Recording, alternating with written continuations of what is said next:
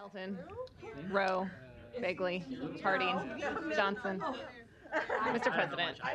She's ran. These kids go there to make sure. Unless they're here. Ron and Lori, and they saw Joe there. It's a good place for it. Yeah. For the Pledge of Allegiance. I pledge allegiance to the flag of the United States of America, and to the republic with which it stands, one nation, under God, indivisible, with liberty and justice for all. Please be seated.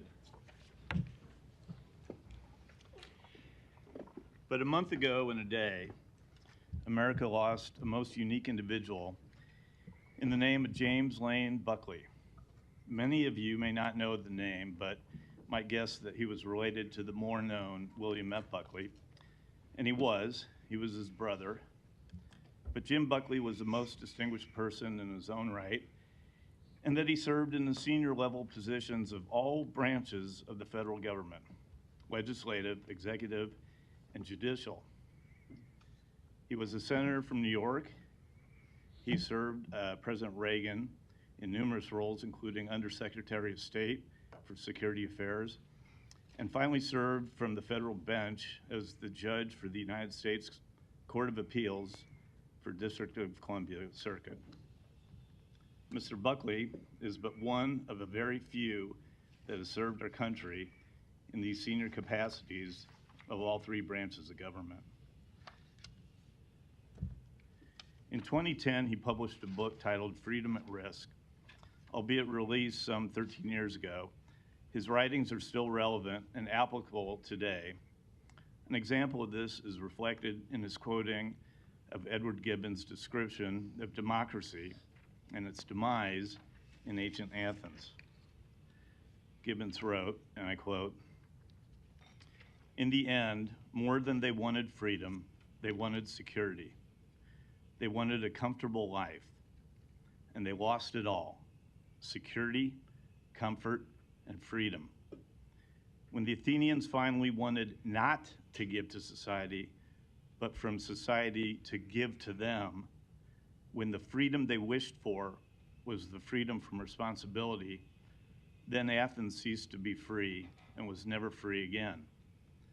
Buckley summarized that his hope is that, quote, "This epitaph will never be read over the American public."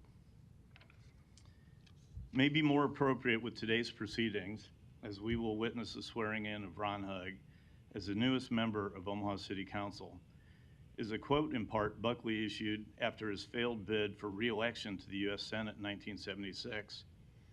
And he stated, I quote, "I believe that our commitment to the proposition that all men are created equal is a commitment to the equal dignity and equal rights of each American as an individual, and not as a member of one sex or the other, or of one category or another." Mr. Hugg was selected by this body to serve the remaining term of Vinnie Palermo, the rightly ousted District 4 City Council member. We have closed that unfortunate but unforgettable chapter that left the citizens of District 4 without representation for 5+ months. But today we begin a new chapter with new leadership, new energy, and a new direction from Mr. Hugg. I understand, and I've heard the voices of those not pleased with this election. Like any election, or in this case, by appointment by the city council, dictated by the city charter, there is but, let me start that again.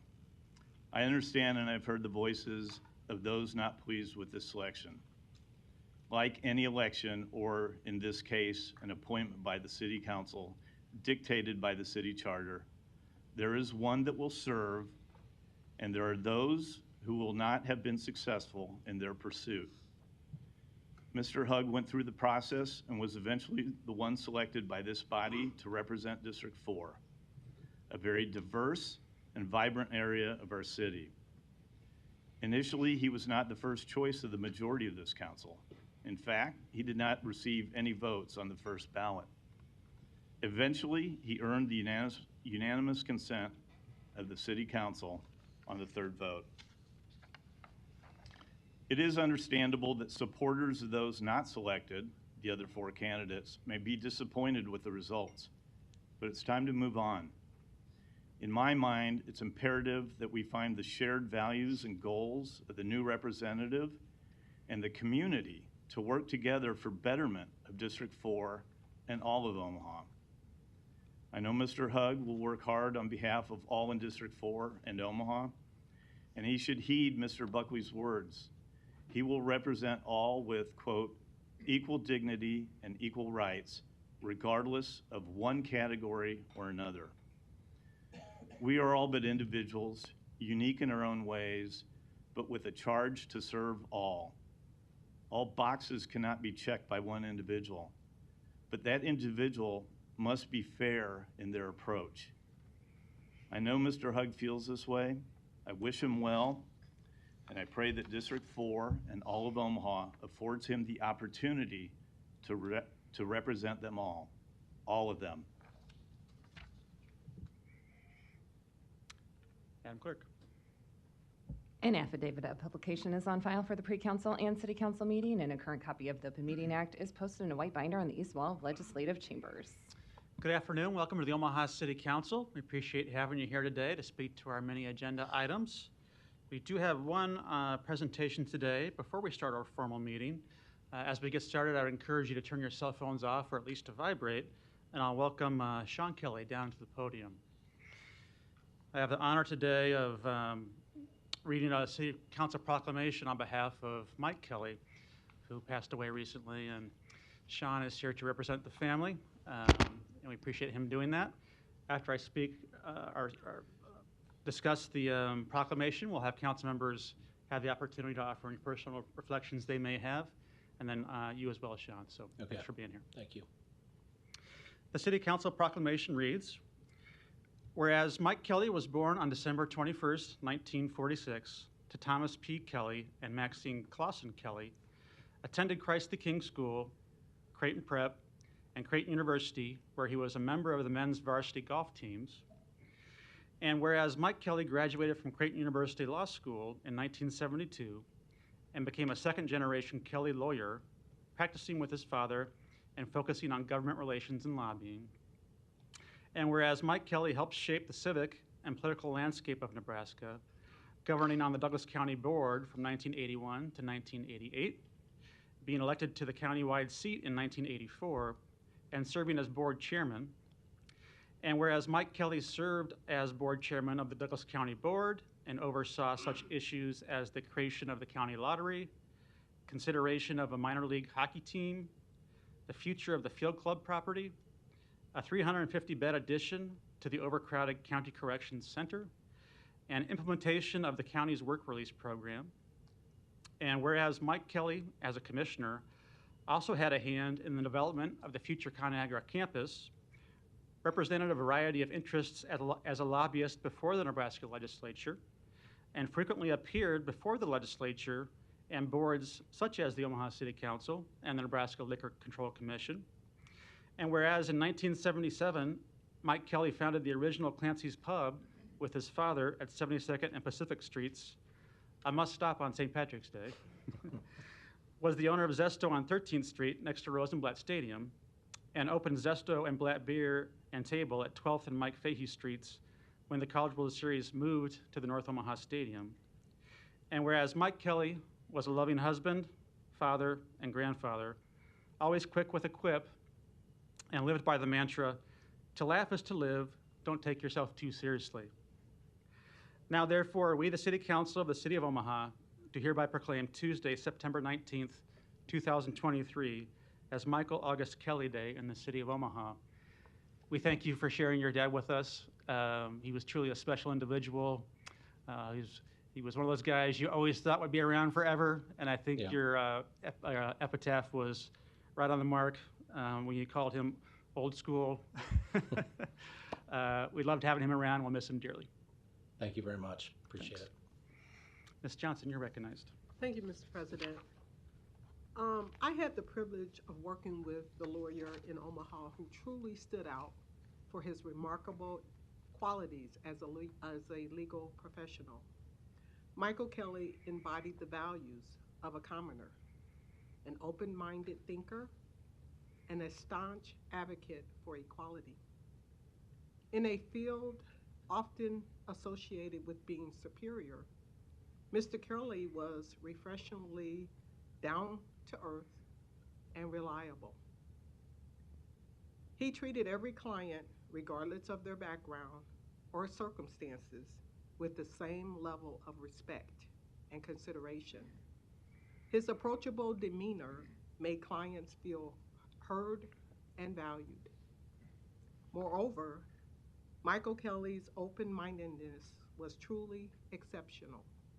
He had a remarkable ability to listen without judgment and to consider various perspectives when approaching legal challenges. This quality made him an outstanding problem solver and mediator. Above all, Mr. Kelly was a tireless champion of equality. He consistently fought for justice, ensuring that principles of fairness and equal treatment were upheld in every case he took on. In a legal profession that sometimes can lose sight of its core principles, Michael Kelly was a shining example of what it means to be a commoner, open-minded, and dedicated to equality. His contributions to the legal community in Omaha were invaluable, leaving a lasting legacy of fairness and compassion. At this time, I would like to extend my warmest sympathy to you and your family. Thank you very much. Very kind words, Councilwoman. Thank you. Ms. Milton. Thanks. Well, Sean, I've known your dad for a long time. I think I've known him longer than you or Tom, but I've known y'all for a long time. And just want to say it did come as kind of quick in my opinion, and it was sad, and it really touched me because your dad was such a great father, grandfather. We saw him in here as a lawyer, and he was one of those lawyers that you had a hard time saying no to, you know. That's good. I think, yeah, even prosecutors, okay, what deal do you want, right? I mean, because he just had a way of connecting with people. But we saw him in here, and I also saw him, though, and my dad got to know him walking the golf course, watching their grandkids play golf together all these years. And so you could see Mike's true nature and where his true love was for his family. And I just think it's so great that you were able to practice law with your dad as well for all these years. And I do want to say I'm so sorry for you, for Tom, for your brother, and all the grandkids who he loved, and they loved him back. And at least they got to know him, and I think he got to impart kind of his love for life on them. And I think through you and through them, he's going to kind of live on forever. But I was truly heartbroken when I found out last week. So Yeah, thank you. I know he loved you guys' working relationship that went back decades. Thank you. thanks, Sean. Mr. Bagley. Thanks, Mr. President. Sean, it's always good to see you. Last week at the wake, it was wonderful to offer condolences to you and your brothers and your mom. And your mom being the tough wife raising 3 Irish sons, and Mike, a great husband. My brother and I had a nice chat with your mom, and she mentioned in the videos that you guys had, there was a picture of my dad with your dad, and I think it was Senator Eric Will, and that's going way back. And that reminded me of the times where, when I was a kid, I know we had a Kelly for Commissioner sign in our front yard on Webster Street. And the great life that your dad lived, and my favorite memory was being on the council and wet behind the ears, and I got to go have a beer with Mike Kelly. And he just educated me on simple things of government. And I learned that a couple months ago, one of the last licenses he did that I talked to him about was, he already had done the things. Danny, we reached out to the neighbors, we had a neighborhood meeting, we talked to the churches, and that makes the council comfortable because a seasoned veteran like your dad, number one, knows people, but he knew government, and he was good at it, and he knew that government can be good things for people if it's efficient and done in a timely manner. And I know Council Member Jerem, who was my predecessor and friend and mentor, he had a great relationship and the honor to work with your dad for all those years. And I had exchanged a little bit of text, and we're gonna go have a beer to toast your dad. And I remember St. Patrick's Days at Clancy's on how fun that was for my dad and my family, and just being able to experience that. So from one Irishman to another, we grieve for you, but I know when you bury a father and an Irish father, those great memories of him will be with you forever. And you being here today is a legacy that your dad left of you doing the same things that he did. So please give my best to your mom and your brothers, and we'll continue to keep you guys in our prayers. Thank Thanks, you very Sean. much. Thank you. Mr. Rowe. Thank you, Mr. President. I too, Sean, just wanted to take a minute to thank you for coming down this afternoon to be with us when it's not that easy. We are going to miss your dad.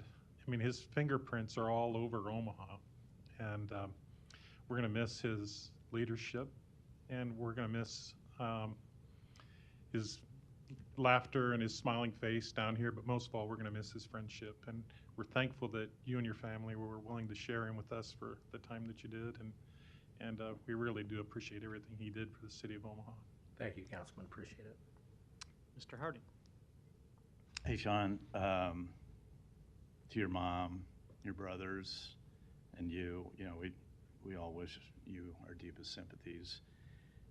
I've heard a bit of a recurring theme here that I was going to touch on as well, too. I think Pete said it first when he said, you know, we thought he'd be around here forever, and you know what, in reality, I think he will be here in part, in two different ways, really, forever. One is the memories that we all have of him that were created both here in these chambers, but also with all his clients. But probably secondly, and more importantly, in my view, is through his teachings and the impacts that he's had on you and your brothers and his grandchildren.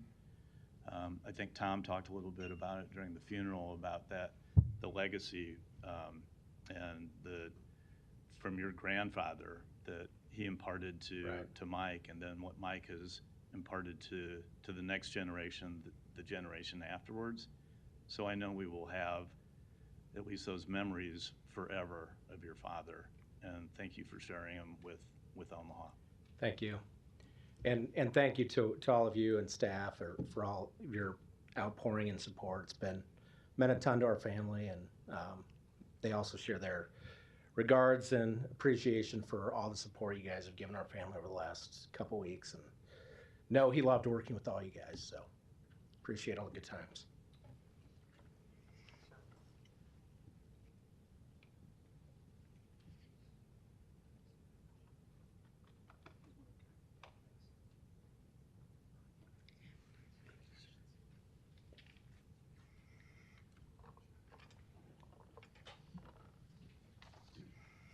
Madam Clerk. Item 6, the oath of office for District 4 City Council Member Ron Hug. We invite Mr. Hug and Chief Justice Hivikin to come probably in front of the diocese. Would that be best, or wherever's comfortable for you guys? By the microphone, I think probably works as well. To proceed. Thank you very much. Please raise your right hand and repeat after me. I, Ron Hug, I, Ron Hug, do solemnly swear that I will support the Constitution of the United States I will support the Constitution of the United States and the Constitution of the State of Nebraska and the Constitution of the State of Nebraska against all enemies, foreign and domestic, against all enemies, foreign and domestic, that I will bear true faith and allegiance to the same, that I will bear true faith and allegiance to the same, that I take this obligation freely and without mental reservation or purpose of evasion, and without mental reservation or purpose of evasion, and that I will faithfully and impartially perform the duties of the office of Omaha City Council Member. perform the duties of the office of City Council member according to the law and to the best of my ability. according to the law and the best of my ability. And I do further swear And I do further swear that I will not knowingly commit any act of treason that I will not knowingly commit any act of treason against the government of the United States or of this state against the government of the United States or this state during such time as I am in this position. during such time as I am in this position. So help me God. So help me God. Congratulations. Thank you.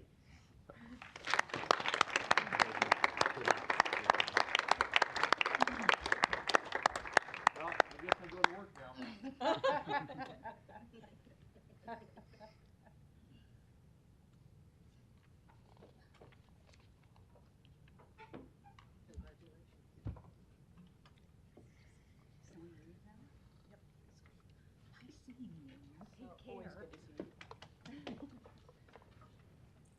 Mr. Chief Justice, thank you for coming down. Thank you. Thank you.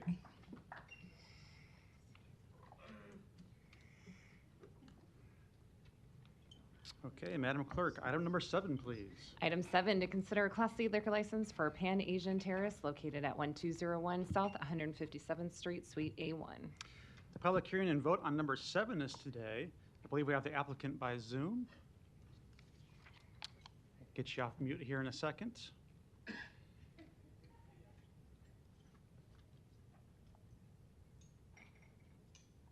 Okay, try that.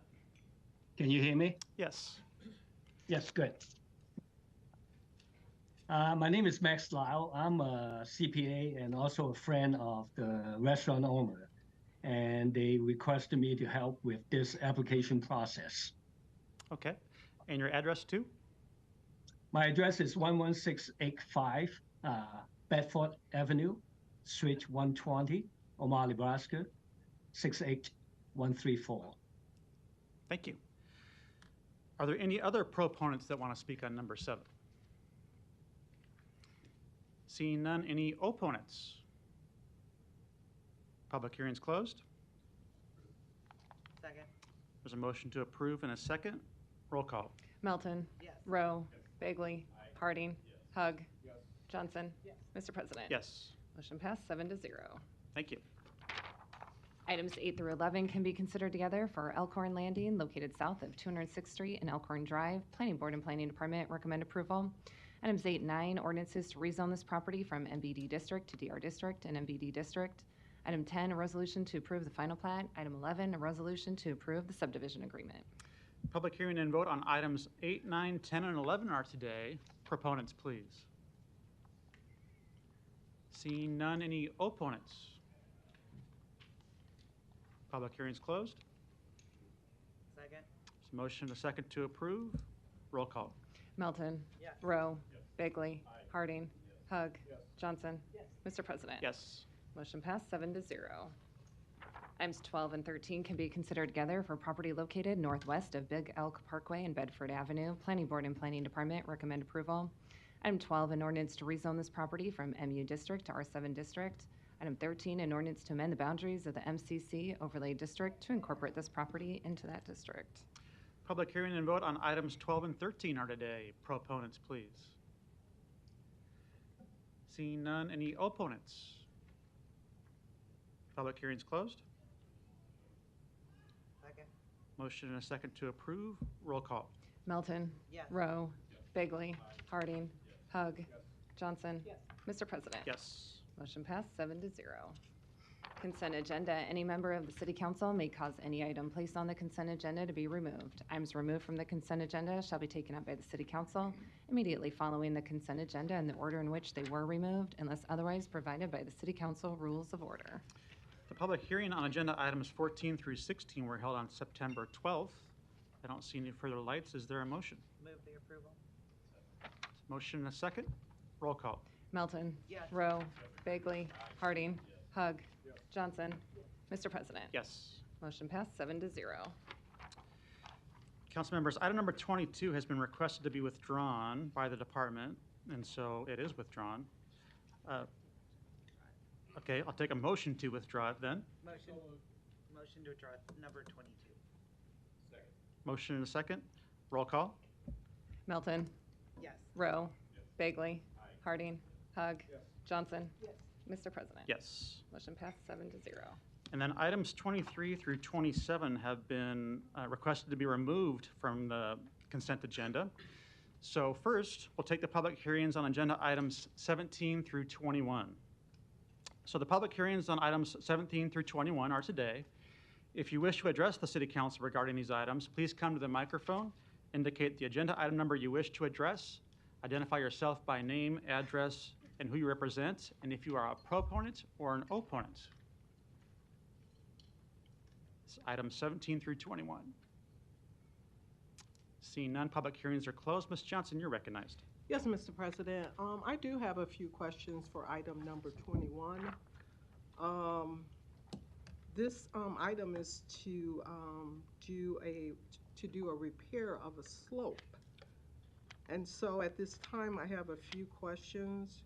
I'd like to know the rationale for repairing the slope. And it's critical, is it critical for safety or infrastructure integrity?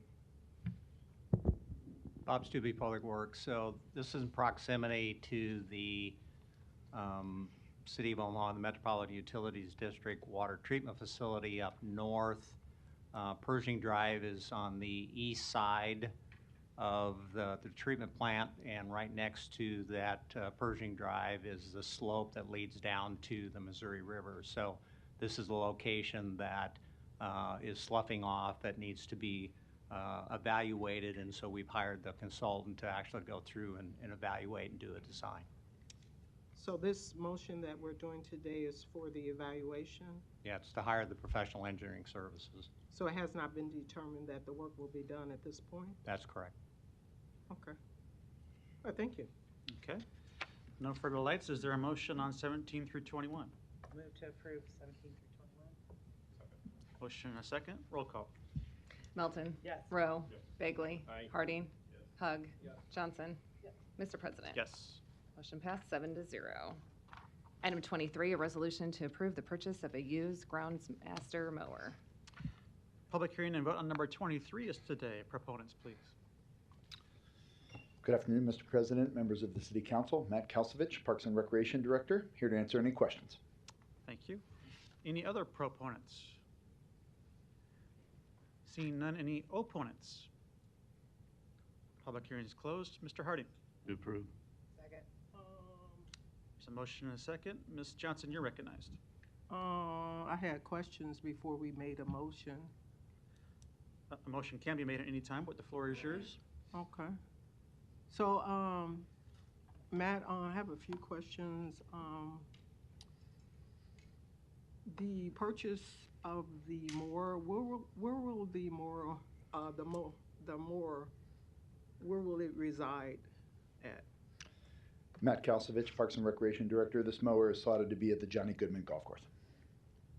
So, am I to conclude that if there is any other places in the Parks Departments where those services for that to be used, there won't be that opportunity for that mower to be used? This mower in particular could be used anywhere within the golf operations being purchased out of the enterprise fund for golf specific to that. It would be ideal that it would stay within that operation. Could be at any of the 8 courses, 9-hole or 18-hole that we manage. Certainly, we have flexibility in a scenario where we needed function of a mower at some other location in a park. We could go into this inventory, but that at this point is not something we see as necessary. So we have other we have other golf course. Do they have mowers? Every course is provided with their own equipment, but there is the ability to share within the structure of the golf operation. Like and similar equipment at each golf course can help us sustain in the instance that something is unavailable. In this case, this was deemed the most important place to purchase something new with revenues that we're producing out of the golf enterprise at this point. Was there any environmental consideration taken into account when this was selected? Regarding, I'm sorry, specific to? The mower. Environmental, meaning? Meaning, is it going to be electric more? Is it going to be, how will it impact the environment? Was any of those things looked at or considered before we selected this particular brand and model of equipment? This is a product that we have the ability to care for in our current structure, so this is a similar item to what we maintained in the past. We did not assess any need to make a modification. Were there other vendors or suppliers that were considered in terms of them having the opportunity for us to purchase the same equipment? In this instance, this is a used product, so we had some flexibility to purchase this one directly when it became available. We're part of a network that's communicating with the golf industry here locally about when used items are made available from potentially other courses but still have life left. And as an enterprise fund, we're certainly trying to extend the quantity that we're able to use our funding for, having to make the revenue that we expend. And so we took advantage of this unique opportunity, having been told about this circumstance. So would I be safe in saying no other opportunities were looked at? This was the one presented to us, and we took advantage of it. Okay, and are there any maintenance and service contract in place to ensure longevity of this equipment? We have our own internal mechanics with the Park and Recreation Department, and should we have need to send this out, we have contacts and services contracts that exist across the community or vendors that we use on a regular basis for this kind of special equipment to service that. All right.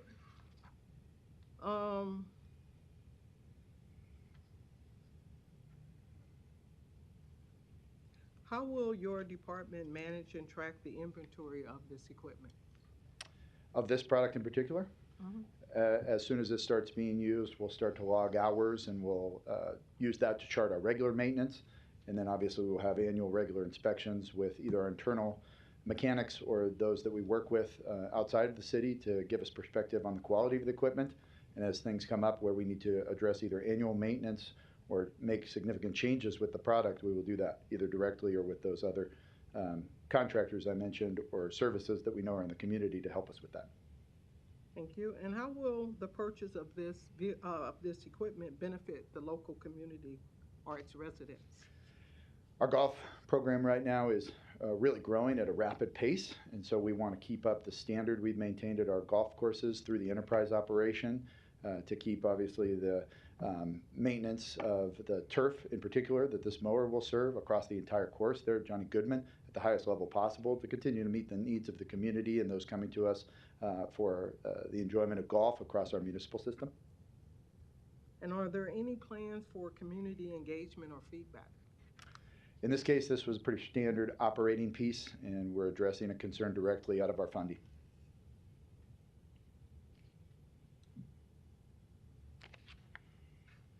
Will there be any reporting back to City Council on the utilization and performance of this equipment? Typically, this product wouldn't require that.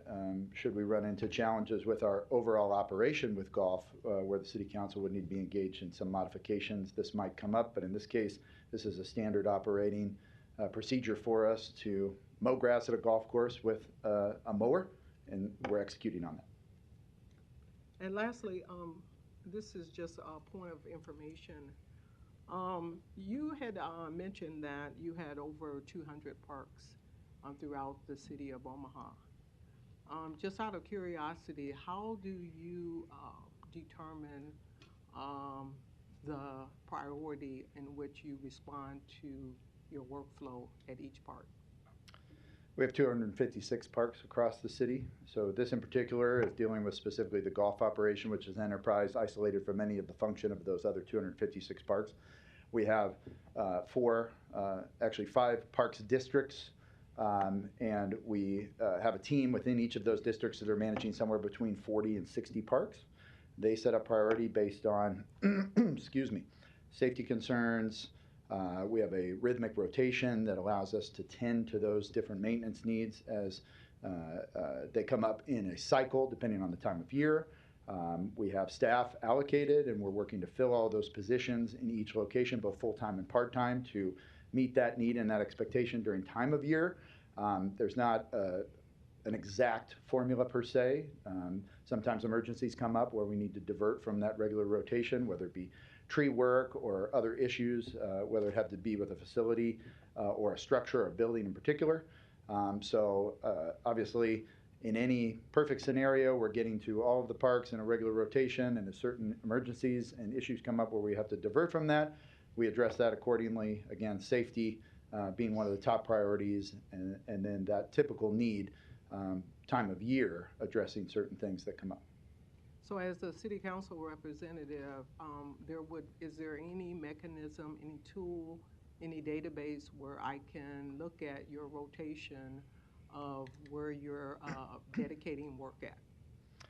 City council members are welcome, and I've invited, I think, every one of you to communicate with me at any time about questions or concerns having to do with your district.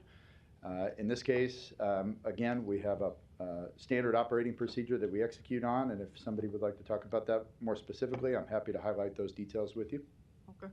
I did have a comment made by one of my colleagues here. What did my question have to do with anything? So let me be clear about my question and what my responsibility is as a city council person. Due diligence. We need to go over that from time to time, just so that people know what that means. Due diligence is decided by the party involved in the business transaction or decision-making process. It's a critical step to take into consideration and investigate relevant aspects of deal or situation to make informed choices and manage risk effectively. The extent and scope of due diligence can vary depending on the nature of the transaction or decision. Regulatory bodies or industry standards may mandate specific due diligence procedures. The party with the most at stake or the most to gain in the transaction typically figures out the extent of when one conducts due diligence to ensure they are making well-informed choices. As a political official, ensuring due diligence is crucial to keep transparency, accountability, and public trust. The steps below that I'm about to describe is just one viewpoint to ensure due diligence. Establish clear procedures. Develop standard procedures for decision-making, procurement, and policy formulation. Training and resources. Ask for opinions from a variety of industry leaders to include legal and financial experts to ensure decisions are sound. Oversight and review.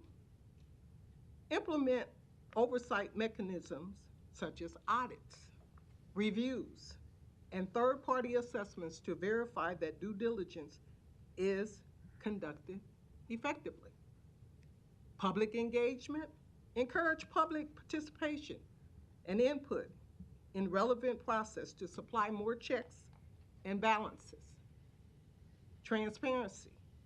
Publish information related to due diligent processes and outcomes to keep the public informed.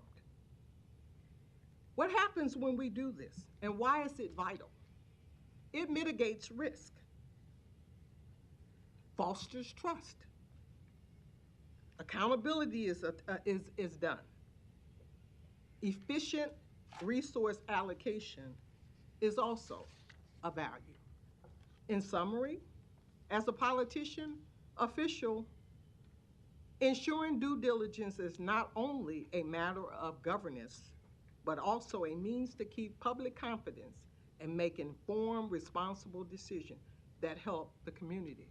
With that being said, I would expect and appreciate when I am asking questions that sidebar conversations and snide remarks are kept to a level within the individual. It's not necessary to make all of those kinds of references while I'm asking questions. Please be respectful of my position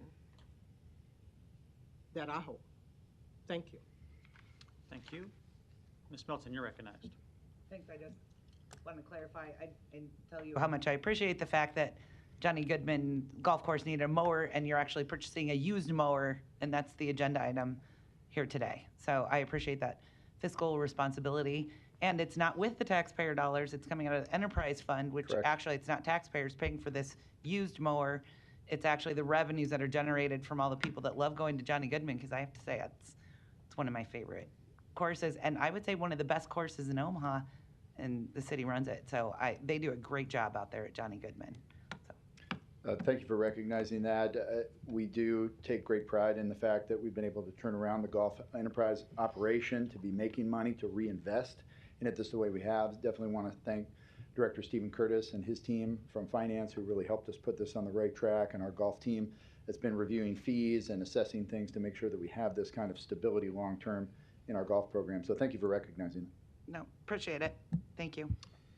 Thank you. There's a motion and a second to approve. Roll call. Melton. Yes. Rowe. Bagley. Harding. Hug. Johnson. Mr. President. Yes. Motion passed 7-0. Item 24, a resolution to approve the purchase of a Chevy Silverado. Public hearing and vote on number 24 is today. Proponents, please. Mr. President, members of the City Council, Matt Kalsovich, Parks and Recreation Director, here to answer any questions. Thank you. Any other proponents?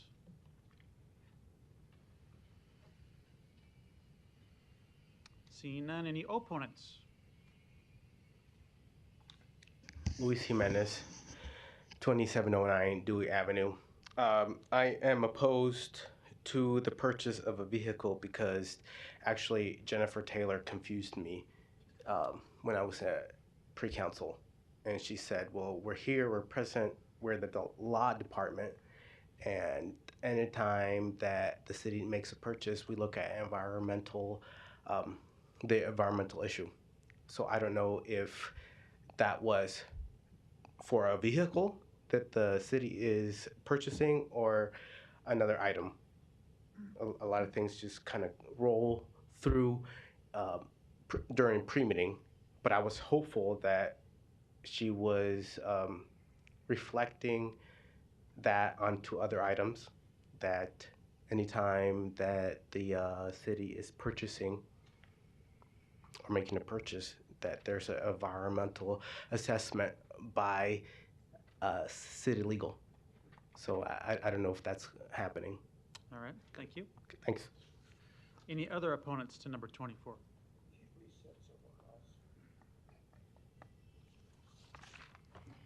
Yes, sir. Donnie R. Johnson, the Johnson and Question Foundation, and North Omaha Concerned Citizen Foundation. To reflect upon the City of Omaha Park and Recreation, why we asked Ms. Johnson to go into details with this gentleman here, we're under understanding that you're going to sell us Benson golf clubs so we can go into the process of developing that. Purchase of a vehicle. You have to keep it to the topic. Yes, we're going to block that. That's why we asked Ms. Johnson to make sure that you, as Benson District, that land should be turned over to North Omaha. You're off topic. And That's not the same the golf program? course is not for sale. You're out of order, please. Park and Recreation. Any other opponents to number 24? See none, public hearings closed. Mr. Harding, you're recognized. Second. There's a motion and a second. Ms. Johnson, I believe your light's on, correct? That is correct. Yes.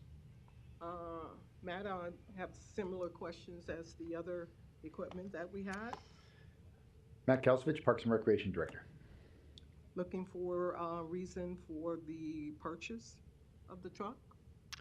This is also a product for Johnny Goodman, and again, one of the oldest trucks in our fleet as far as the golf operation is concerned, so deemed right, with an opportunity to make a replacement here, again, using funds from the enterprise program defined for golf, and again, the function of our operation being the focus here.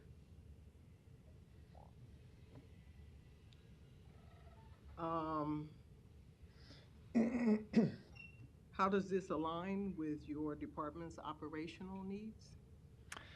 Again, trying to maintain all that we do at each golf course. In this case, Johnny Goodman, the busiest of our 8 total courses, needing this function. Again, use on the property, if there is the need to go back and forth between locations to address the environmental concern. We are a gas-powered operation. Infrastructure-wise, we've not made any transition, and it's been cost prohibitive. I mentioned here in council before the challenges of transitioning to an electric fleet as far as some of the specific park and recreation operations are concerned. So again, a good value and a good use of the resources and revenue that we have to reinvest in our golf program. Okay, and did we take into account other opportunities other than the one that you selected in terms of the purchase? In this case, we're pretty limited as far as the type of truck and the kind of equipment we would need specific to the golf operation. So again, opportunity presenting itself with some limited inventory, and this fitting the need or meeting the objective as far as upgrading to a new truck for that course's service needs are concerned. And how does the community benefit from this purchase? The continued focus on our golf program, again, city-provided, municipal-provided golf opportunity. This is part of the structure that we have in place to ensure that the course is in the best condition possible and we're meeting the needs and expectations of those seeking us for their golf opportunity. And how will we monitor and maintain the maintenance, if any, on this? The truck, similar to a mower, as regular annual maintenance is needed based on the quantity of use that will be tended to either internally by ourselves. A truck may escalate to the level of including the fleet services department within the city. And then if and when there's ever a need of a larger scale, we would work again with our fleet services department or contract that out directly. Certainly, we believe a new vehicle like this will sustain us for quite a long time. And does this truck meet the safety standards and regulation that the city requires? Yes, it does.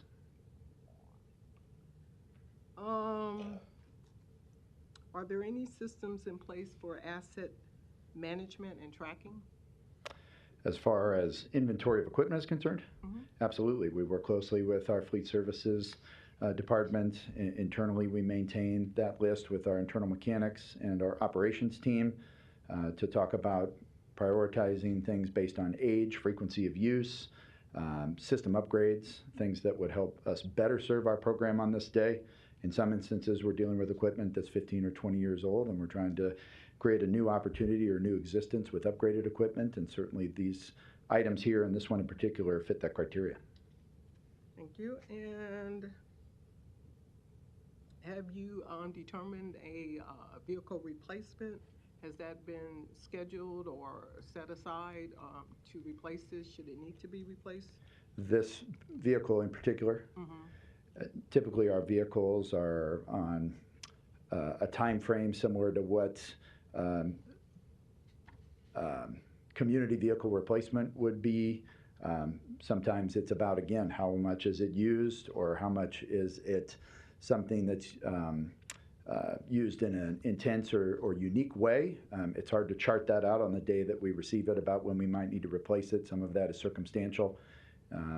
Typically, these are 10, 15, 20-year products, and with the golf program in particular, we're certainly trying to have something be equipment we sustain for the longest time possible, again, looking at the sensitivity of making the money that we spend and reinvest in the program to the level that helps us keep it at the expectation of the community.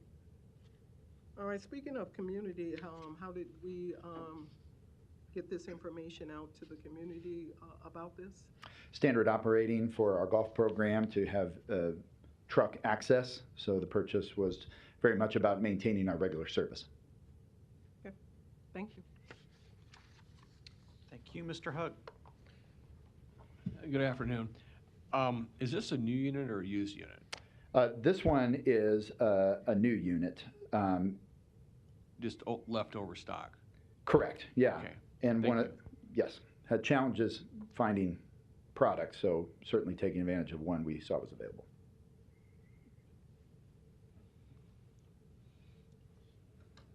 Okay, thank you. No further lights. There's a motion and a second to approve. Roll call. Melton. Yes. Rowe. Bagley. Harding. Hug. Johnson. Mr. President. Yes. Motion passed 7-0. Item 25, a resolution to approve the purchase of an aeration machine. Public hearing and vote on number 25 is today. Proponents, please. Mr. President, members of the City Council, Matt Kalsovich, Parks and Recreation Director, here to answer any questions. Thank you. Any other proponents? Seeing none, any opponents? Public hearing's closed. Mr. Harding. Approve. Second. There's a motion and a second. No further lights. Roll call. Melton. Yes. Rowe. Bagley. Harding. Hug. Johnson. Mr. President. Yes. Motion passed 7-0. Item 26, a resolution to approve the mayor's reappointment to the Steam Fitters and Pipe Fitters Board of Examiners. Public hearing and vote on number 26 is today. Proponents, please. Seeing none, any opponents? Public hearing is closed. Mr. Harding, you're recognized. Second. There's a motion and a second to approve. Ms. Johnson. Thank you, Mr. President. This question is for the applicant.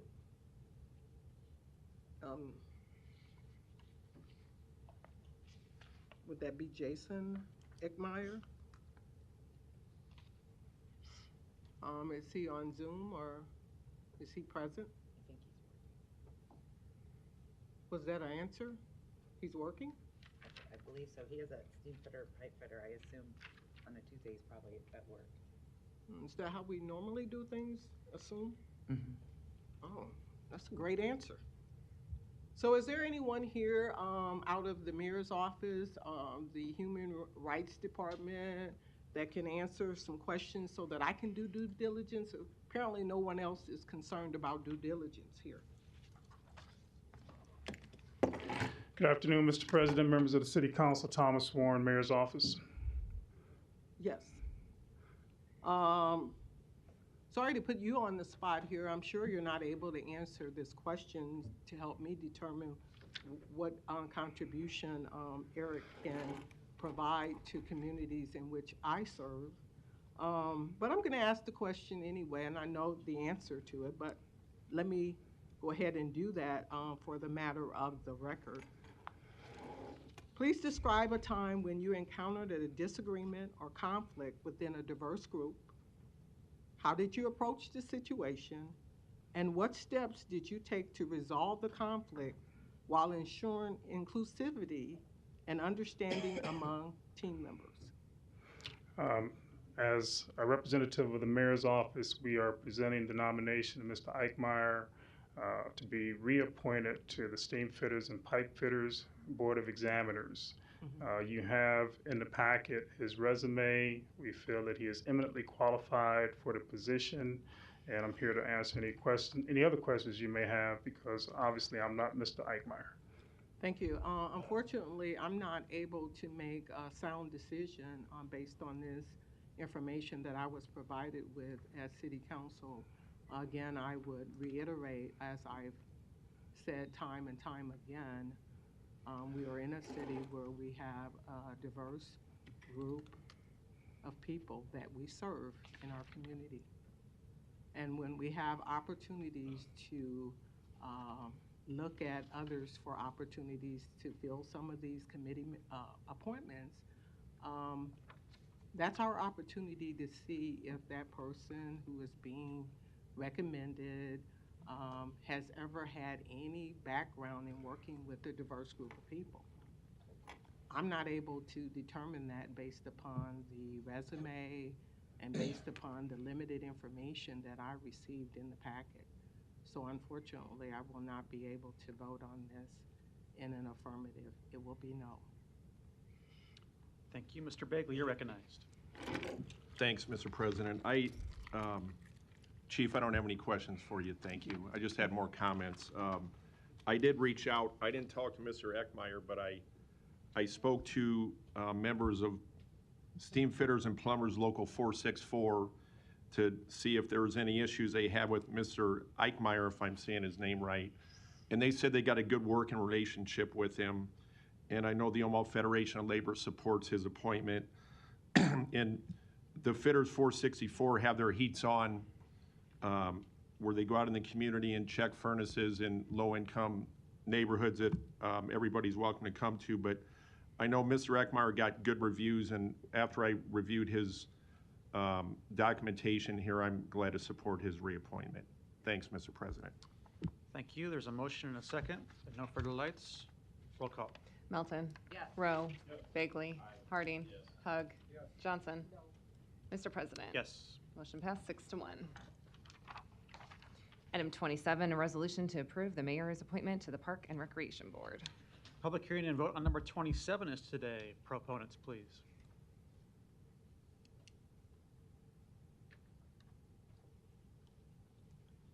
Good afternoon. Erin Porterfield, 1009 North 50th Avenue, here to answer questions. Thank you. Any other proponents today? Seeing none, any opponents? Has to be to the appointment, right, Donnie? Yes, sir. I was trying to figure this out while I was coming down here. What Ms. Johnson was saying, I was listening to her back there saying, we just wanted someone who would make sure when you sell Benson, you tell us first. That's all we were working That's not on. what we're talking about. You're not going to be selling Benson Golf Course? Okay. You're out of order. Any other opponents to number 27? Seeing none, public hearing is closed. Mr. Harding, you're recognized. Move to approve. Second. There's a motion and a second. Ms. Johnson, you're recognized. Yeah, thank you, Mr. President. Did you intend to speak? Yes. Go ahead. Ms. Melton. Thank you. Aaron, I just wanted to thank you for your continued efforts. You're always doing things that are bettering our community, and this is a volunteer job that I know you're doing. All of these appointments are volunteer, and so you're just lending more of your time to our city, and I just wanted to take the time to say thank you for all that you do for the citizens of Omaha. I really appreciate it. Thank you, Councilwoman. Thank you. Thank you, Ms. Johnson. Thank you, Erin, if you don't mind, thank you for coming. I appreciate that. Again, I'm going to reiterate the importance of what we're doing here. I don't say anything negative or have no concern about what your contributions are in our community. I've been at your location there on Ames. Don't have any concerns about that whatsoever. You as an individual have no concerns there. But I would be remiss if I did not ask questions that would give us and strengthen us here as City Council, as a city, to look at opportunities when we have committees and we can add more value to that committee as it relates to having voices from all different backgrounds at the table. There's all kinds of conversations all over the world and back, especially when we had the rioting here after George Floyd. The city of Omaha made a commitment to look at its diversity, equity, and inclusion, its methods, and shaping it up. So again, my position as the city council representative for an area that is of underserved communities, I am obligated to ask these questions.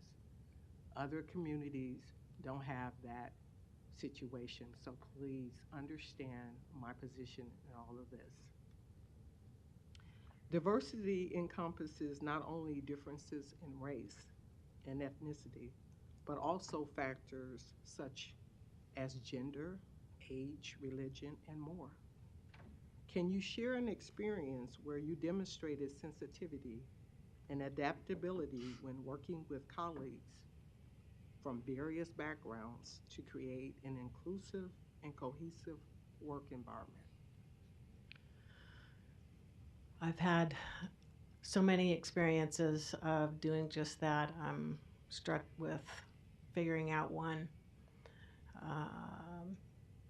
My staff, we have started with Caucasian staff only when I began, and then now it's half minority, half majority. I serve as the Equal Opportunity Officer for Heartland Workforce Solutions, and through that role was able to follow a complaint for a diverse individual, such that it was the first in the nation that we had taken an educational training provider off the list due to discrimination. I was shocked that that was the first time, but I was honored to have the opportunity to follow up on that. Our location at Ames, our public that we serve, and also the 24th Street location that will come soon, are both serving people who are minority in areas of higher poverty, higher unemployment, and underemployment, discrimination. So it's really important for us to be learning and staffing so that we are providing service, people who look like them to serve. It is also my role to make sure that we've got equal opportunity, education, etc. So as a role on this committee, board, one of the first things that I asked through my interview process was, what's the diversity of the board, the advisory? And so that was something that I was concerned about, and I'll continue to be forward-thinking about that, as I do during my day job. One of the things that's super important is to make sure that everybody has equal opportunity to voice concern, that the community is taken into consideration, and impact is taken into consideration for those decisions. I hope that answers your question. It does, and I appreciate you taking the time out of your schedule to come and share that information, not only with me, but also those that are here in the room and those that are online listening. I appreciate that.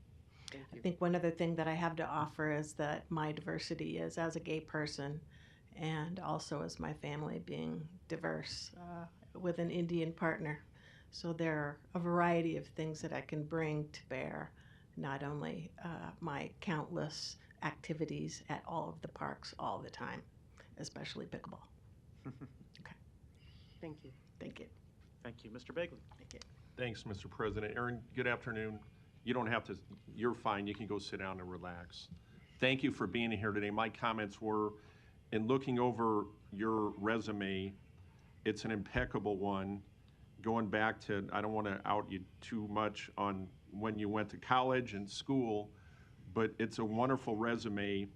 And as Executive Director of the Heartland Workforce Solutions, one of the bullet points you had in your current position is you led strategic initiatives with minority populations to improve services to people who are immigrants, refugees, African American, Latino, and underserved areas.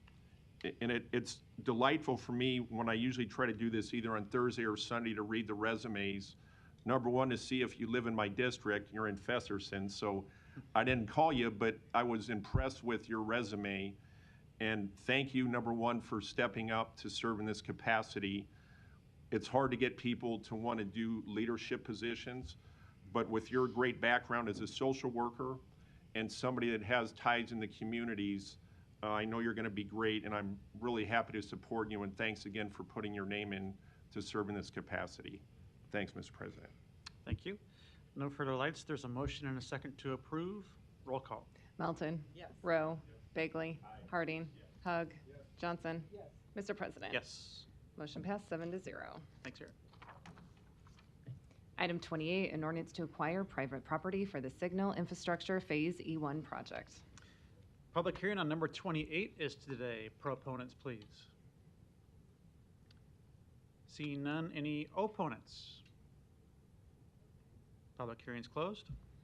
Item 29, an ordinance to approve an amendment to a grant award contract with the Nebraska Department of Natural Resources for the Combined Sewer Overflow Program. Public hearing on number 29 is today. Proponents, please. Seeing none, any opponents? Public hearing is closed.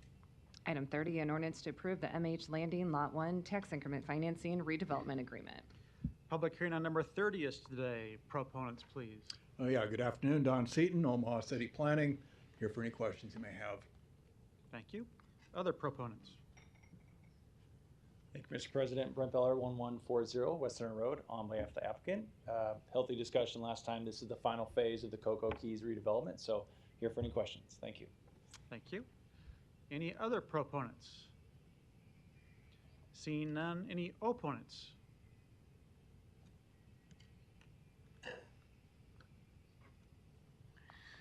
Larry Store, 5015 Lafayette Avenue, Omaha. 68132. I fail to understand how that area of town has been blighted or severely blighted. Therefore, I'm against getting tax increment financing for it. Also, I drove by there the other day and there's a very nice new dental building there. I guess if I could build a new building and start a business, I'd apply for TIF also. Thank you. Thank you. Any other opponents to number 30? Seeing none, public hearings closed. Item 31, an ordinance to approve the Boho Flats Tax Increment Financing Redevelopment Agreement. Public hearing on number 31 is today. Proponents, please. Yes, good afternoon again. Don Seaton, Omaha City Planning Department, and I'm here for any questions you may have. Any other proponents today? Thank you, Mr. President. Brent Beller, 1140 West Center Road. With me today is Aaron and Colin with Sage Capital, the project developers. Again, healthy discussion last time. Excited to get going down in Little Bohemia. Thank you. Other proponents? Seeing none, any opponents? Public hearings closed. Thank you. Item 32, an ordinance to amend Section 23-182 of the Omaha Municipal Code to change shift differential pay for certain employees within SimTech. Personnel Board recommends approval. Public hearing on number 32 is today. Proponents, please. Jared Anderson, 6214 South 103rd Street. I'm also the SimTech secretary. So we just wanted to make sure that we said thank you to the city for their help working on this, and we are definitely a proponent of it. Great, thank you. Other proponents? Deb Sander, City Human Resources, here to answer any questions. Thank you. Any additional proponents? Seeing none, any opponents? Public hearing's closed. Thank you.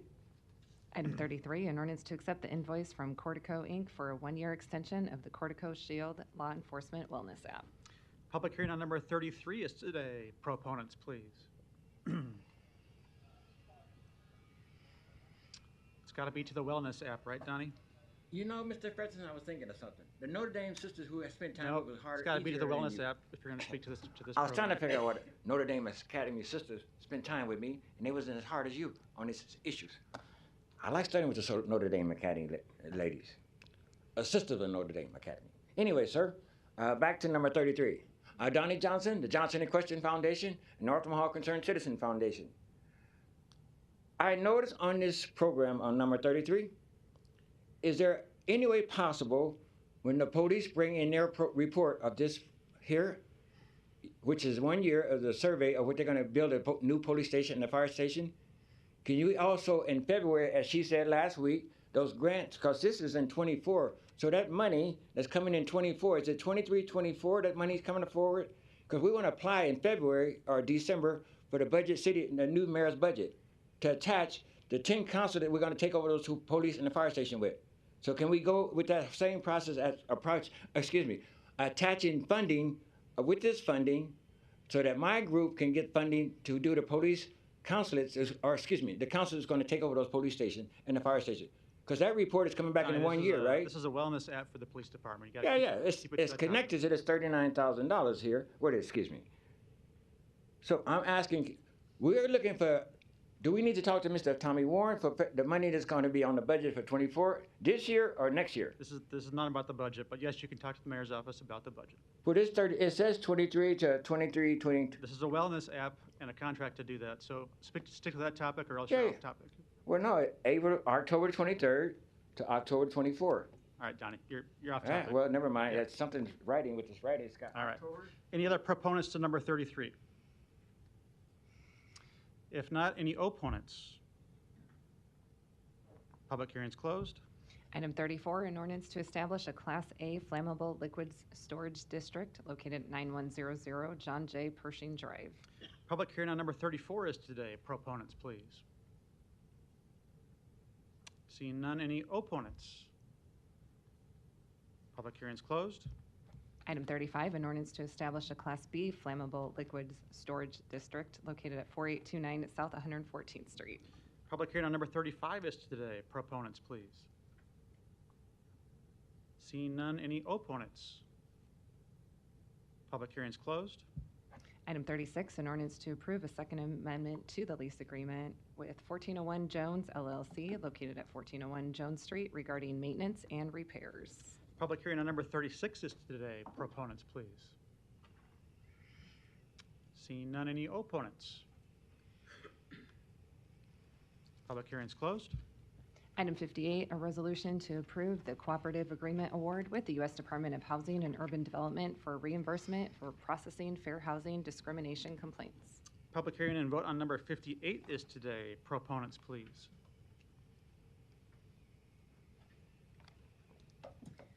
Good afternoon, President and council members. Caitlin DeHelius, Director of Human Rights and Relations Department. This is our HUD funding for the work that we'll do from October 1st of this year through September 30th of next year. Okay, thank you. Any other proponents today? Seeing none, any opponents? Public hearing is closed. Move the approval. There's a motion and a second to approve. Roll call. Melton. Yes. Rowe. Bagley. Harding. Hug. Johnson. Mr. President. Yes. Motion passed 7-0. Non-action items, items 37 through 56, do not require public hearing or city council consideration at this meeting, but will be placed on a future agenda for public hearing and/or vote. The reason for non-action item is noted after the item on the agenda, as well as the date the item is expected to appear on the agenda for consideration. Thank you. Is there a motion to adjourn? Motion to adjourn. Second. Roll call. Melton. Yes. Rowe. Bagley. Harding. Hug. Johnson.